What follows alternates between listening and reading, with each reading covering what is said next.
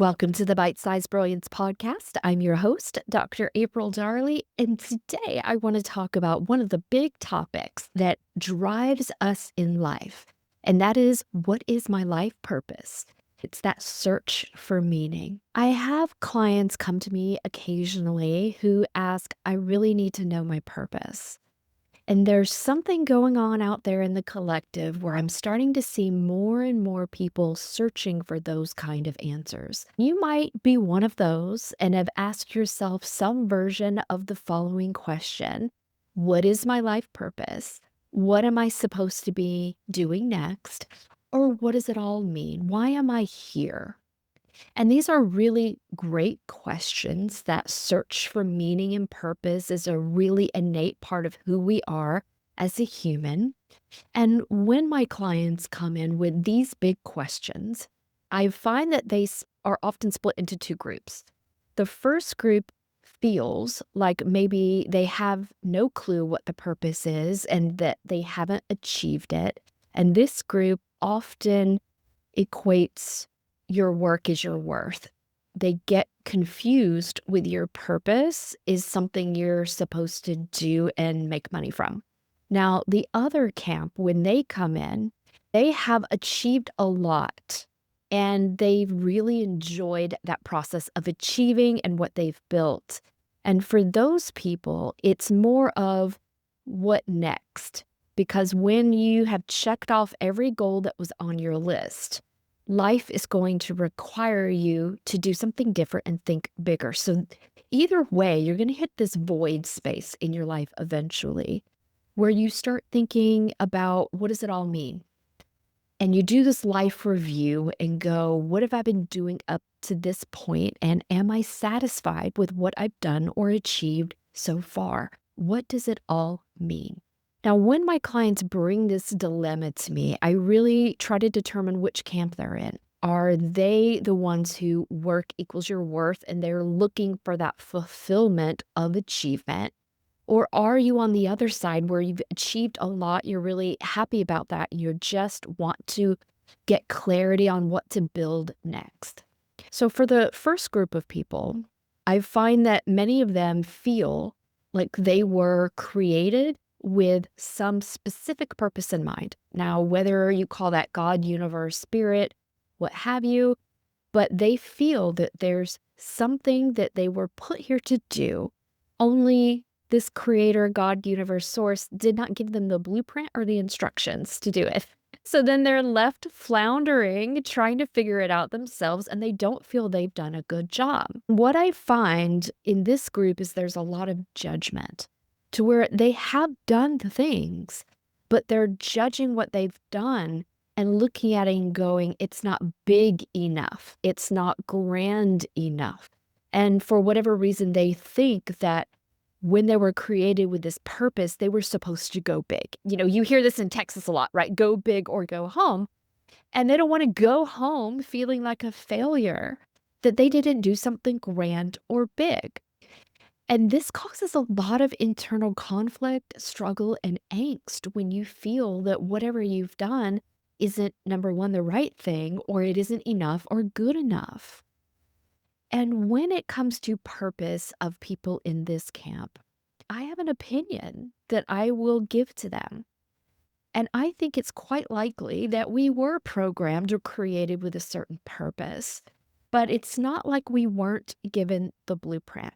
What I think actually happens is that this purpose is so innate to us.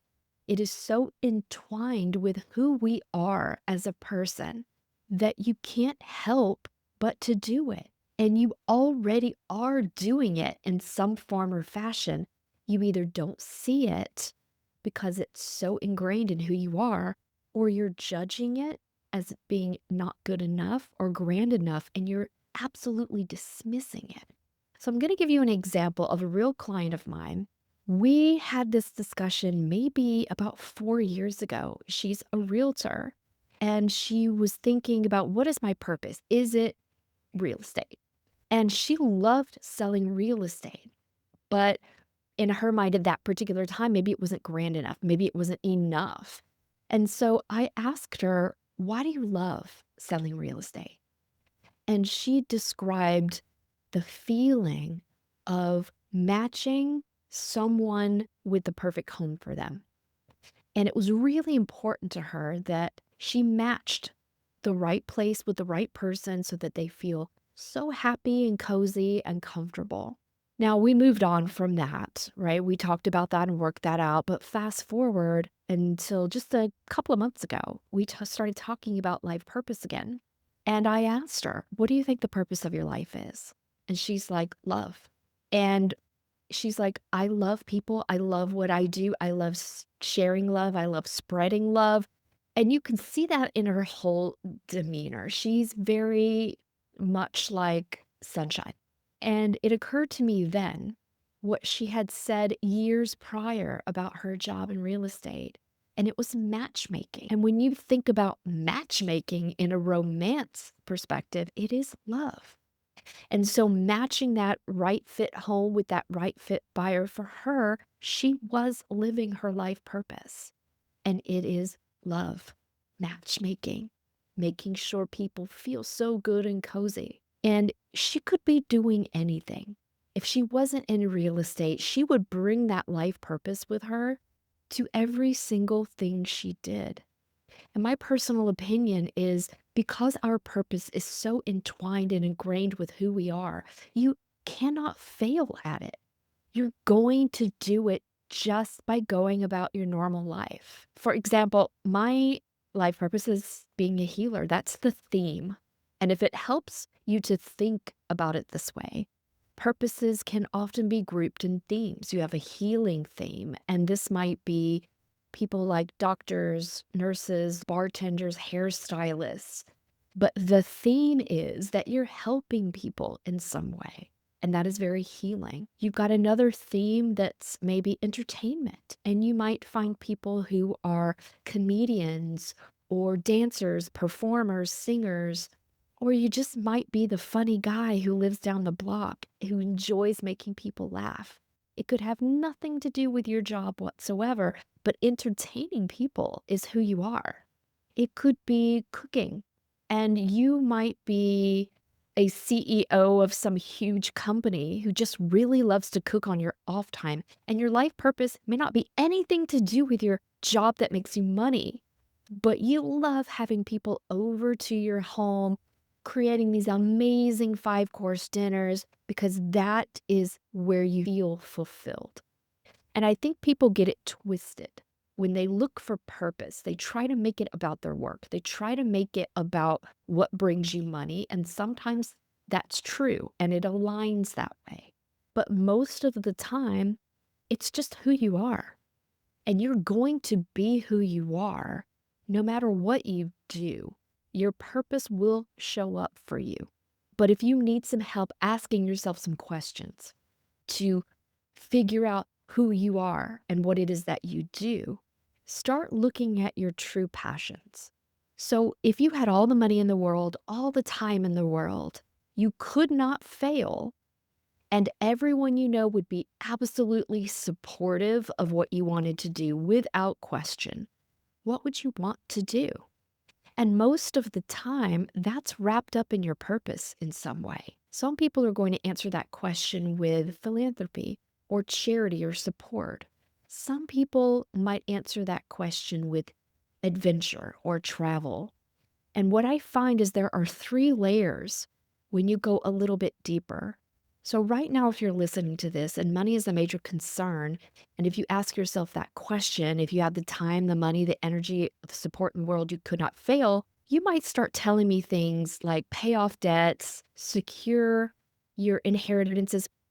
And then the next level is going to be fun for yourself. You're going to travel the world. You're going to get yourself all the toys and boats and planes and cars and see all the countries. But it's that third level where you actually start connecting with your higher self, your higher perspective, and what your heart really wants most of the time, okay? So give yourself a break if you need to take that exercise in 3 levels. If you had all the time, the money, the energy in the world, everybody was supportive of what you wanted to do, and you could not fail, what would it be? Really think about that. Spend some time journaling to get to the heart of who you are. What do you love to do? If none of those things mattered, if we weren't worried about time or money or if people like us or not, what would you want to be out there doing or creating or experiencing? Or how would you want to make sure that other people are taken care of? How would you want to be of service to the world? Because that is what the purpose is. It's not necessarily your job. Now, for the second group of people who have done so many things, maybe they have plenty of time, they have plenty of money, they've built such great businesses that things are mostly on autopilot, and they have achieved all of these goals. They find themselves in almost the same place.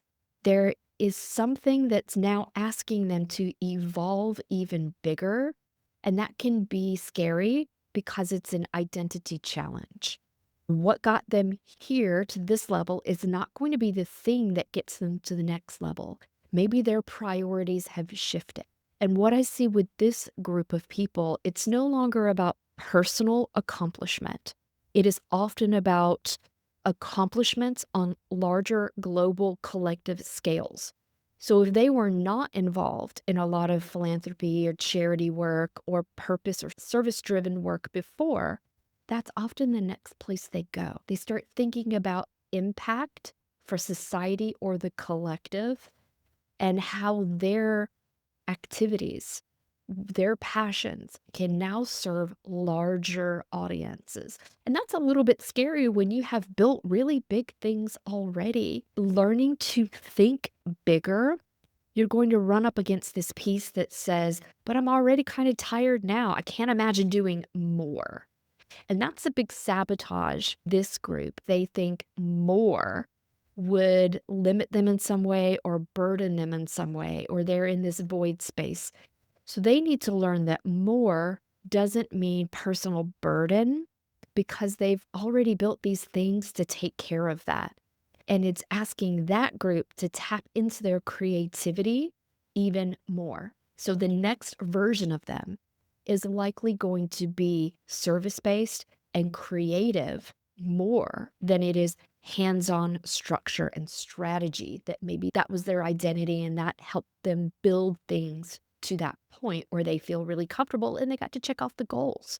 It's almost like switching from that left side brain where it's a lot of logic to that right side brain where it's about dreams and creativity. Either way, it's doing something different to be somewhere you've never been.